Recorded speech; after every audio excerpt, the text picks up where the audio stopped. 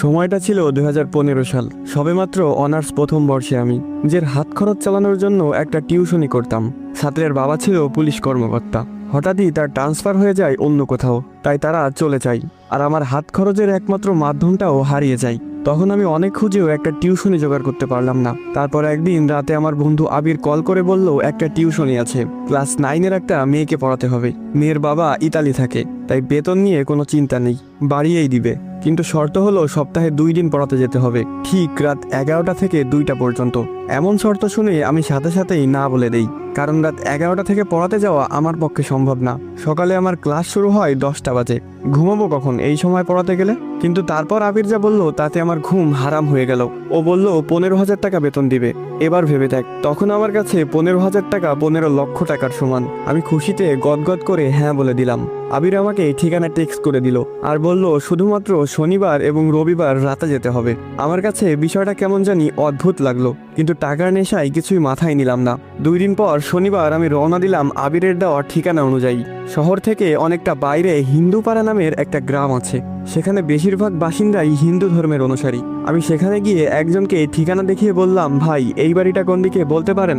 সে আমার দিকে কিভাবে যেন তাকিয়ে থাকলো কিছুক্ষণ, তারপর বলল সামনে গিয়েই একটা পুরনো বিল্ডিং পাবেন, ওইটাই আপনার ঠিকানা। আমি সামনে হাঁটা শুরু করলাম। একবার পিছনে তাকিয়ে দেখলাম লোকটা এখনো সেই অদ্ভুত ভঙ্গিতে আমার দিকে তাকিয়ে আছে। কেমন যেন একটু লাগছে আমার ভিতরে, মনটা সাই দিচ্ছে না যেতে। কিন্তু 15,000 টাকার কথা মনে পড়লেই আবার মন বদলে যায়। না, গিয়েই দেখি। একটা পুরনো বিল্ডিং এর সামনে এসে দাঁড়ালাম। হ্যাঁ, এটাই সেই ঠিকানা। 11টা বাজতে আর 1 মিনিট বাকি। আমি গিয়ে দরজাটা নক করার সাথে সাথে দরজাটা খুলে গেল। মনে হচ্ছে কেউ যেন আমার জন্য দরজার কাছেই দাঁড়িয়েছিল।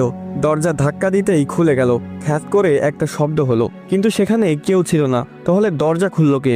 আমি কখনো ভূত প্রেত এসবে ভয় পেতাম না, অনেক দেখেছি জীবনে এসব। একটা কথা বুঝে গিয়েছিলাম, সেটা হলো তাদেরকে ভয় পেলেই তারা মাথায় চড়ে বসে। তাই নিজেকে খুব শান্ত করে বাসায় প্রবেশ করলাম। বাসার ভিতরটা কেমন যেন অন্যরকম দেখতে। প্রতিটা দেয়ালে আরবিতে কিছু লেখালেখি করা, অদ্ভুত অদ্ভুত ছোট পোকামাকড়ের দৃশ্য আঁকা। সবচেয়ে বড় কথা, বাসার ভিতরটা একদম নিস্তব্ধতায় ঘেরা, কোনো একটা ছোট শব্দ কানে আসছে না। একজন মধ্যবয়স্ক মহিলা একটা রুম থেকে হাসি মুখে বেরিয়ে এলেন। আমাকে বলল, তুমি নিশ্চয় গালিব, আবির তোমাকে পাঠিয়েছে। আমিও একগাল হেসে দিয়ে বললাম, জি আন্টি। তারপর আন্টি একটা রুম দেখিয়ে দিয়ে বলল, ওই রুমে যাও, রিশফা ওখানেই আছে, দেখো বাবা, ভালো মতো পড়াতে হবে, ও অনেক ফাঁকিবাজ। ও, তার মানে আমার ছাত্রীর নাম রিশফা? আমি বললাম, সেটা নিয়ে আপনি চিন্তা করবেন না আন্টি, আমি রিশফাকে ব্রিলিয়ান্ট স্টুডেন্ট বানিয়ে দিব। এই বলে রুমে গেলাম। দেখলাম রিশফা এক মনে খাতায় কি যেন অঙ্কন করছে। আমি গিয়ে হালকা কাশি দিতেই সে উঠে সালাম দিল। আমি সালামের উত্তর দিয়ে বসলাম। খাতার দিকে লক্ষ্য করে দেখলাম সে অদ্ভুত একটা প্রাণীর ছবি আঁকছিল। এমন প্রাণী বাস্তবে নেই, শুধু কল্পনাতেই আঁকা সম্ভব। এরপর আমি তাকে উদ্দেশ্য করে বললাম, আজ থেকে আমি তোমাকে পড়াবো, মন দিয়ে পড়াশোনা করতে হবে। সে কথা ঘুরিয়ে বলল, স্যার আপনার প্রিয় খাবার কি? আমি একটু অবাক হলাম, তবুও নিজেকে সামলে নিয়ে বললাম, আমার প্রিয় খাবার বিরিয়ানি। আমি জিজ্ঞেস না করলেও সে অদ্ভুত একটা হাসি দিয়ে বলল, বিরিয়ানি কোনো খাবার হলো? আমার তো প্রিয় তাজা রক্ত আর মানুষের মস্তক।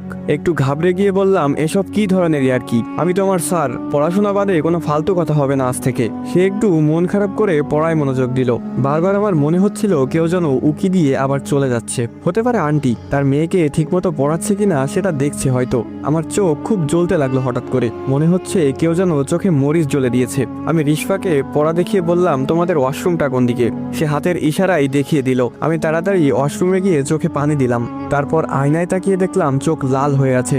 ভালোভাবে চোখে মুখে পানি দিলাম, এখন একটু ভালো লাগছে। ওয়াশরুম থেকে বের হতে যাব, হঠাৎ খেয়াল করলাম আমি তো চলে যাচ্ছি, কিন্তু আয়নার ভিতরে আমার প্রতিবিম্বটা এখনো ঠায় দাঁড়িয়ে। আমি চোখ ডলা দিয়ে আবার তাকালাম আয়নার দিকে। এবার সেখানে কেউ নেই, এমনকি আমার প্রতিবিম্বটাও সেখানে নেই। এটা কেমন আয়না? যেহেতু আমি এসবে ভয় পাই না খুব একটা, তাই ভাবলাম এখানে কেউ তো আছে যে আমাকে ভয় দেখানোর চেষ্টা করছে। তাই আমি আস্তে আস্তে করে বললাম, এই ছোট্ট ওয়াশরুমে কি ভয় দেখাতে চাস আমাকে? সাহস থাকলে বাইরে দেখা করিস। এই বলে চলে আসলাম। রিশফা বলল, স্যার তাকে দেখেছেন? আমি হকচকিয়ে উঠলাম, মানে কাকে দেখব? রিশফা কিছু না বলে তার আঁকা সেই প্রাণীটার দিকে তাকালো। কেমন যেন অদ্ভুত লাগছে তার আচরণ। সেই দিনের মতো পড়ানো শেষ করে বের হলাম বাসা থেকে। বাসার ভেতরের তাপমাত্রা আর বাইরের তাপমাত্রার অনেক পার্থক্য। বাসার ভেতরটা যেন অন্য একটা জগৎ। রাত তখন 2টা। আমি হিন্দু পাড়ার চিকন গলি দিয়ে হাঁটছি। তখন কোনো গাড়ি পাবো না জানি, তাই হেঁটেই যেতে হবে। হঠাৎ দেখলাম একটা গাছের নিচে কেউ একজন দাঁড়িয়ে আছে। তার মুখটা তো বোঝা যাচ্ছে না, কিন্তু দেহটা বিশাল আকৃতির, যেমনটা রেসলারদের হয়। আমি বুঝে গেলাম এটা অন্য কিছু, তাই তাকে পাশ কাটিয়ে যাওয়ার সময় বললাম, আর মানুষ পাইলি না ভয় দেখানোর জন্য? ওপাশ থেকে আওয়াজ এলো, তোকে তো ওয়াশরুমে মেরে ফেলতাম, কিন্তু তুই সাহসের কথা বলছস, তাই এখানে তোর জন্য অপেক্ষা করছিলাম, আমার সাহস দেখানোর জন্য।